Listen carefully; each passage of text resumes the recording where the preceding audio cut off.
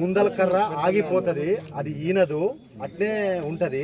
వెనక కర్ర వస్తుంది అంటే కాల్బర్ జల్లమన్నారు. 14-35 ఏమో ఎకరానికి 20 కేజీలు చొప్పున అయ్యి ఒక 600 బ్యాగులు జల్లమన్నారు. ఆ 2 అయిపోయిన తర్వాత సార్ 45 రోజుల పొలానికి ఇప్పటికి 3 కట్టలు యూరియా జల్లిన సార్.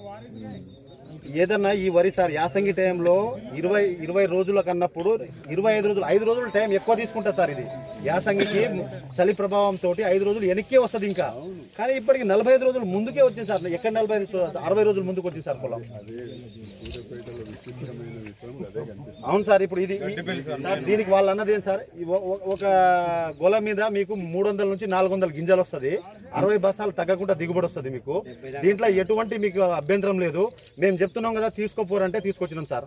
తీసుకొచ్చిన తర్వాత దాని మీద కనీసం సార్ ఇప్పుడు 150 కూడా లేదు సార్. దీంట్లో వాళ్ళు చెప్పిన ప్రకారంగా వాతావరణమే నిజంగానే నమ్మిందో అవి తీసుకొచ్చి చల్లిండు, అది కూడా పెట్టుబడి పోయింది.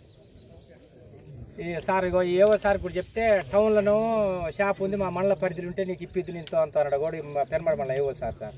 ఈయన కూడా చెప్తే ఇచ్చిన సార్ పట్టించుకోకపోతే గంట బిక్కొని కలెక్టర్ ఇలా కన్నా పెద్ద సార్ అని కలెక్టర్ ఆఫీసులో ఒక పెద్ద సార్ ఉంటే అది తీసుకుపోయి గంటలు బిక్కపోతే అప్లికేషన్ పెట్టాక ఎమ్మటే ఫస్ట్ చెప్తే సార్ రాలేదు సార్.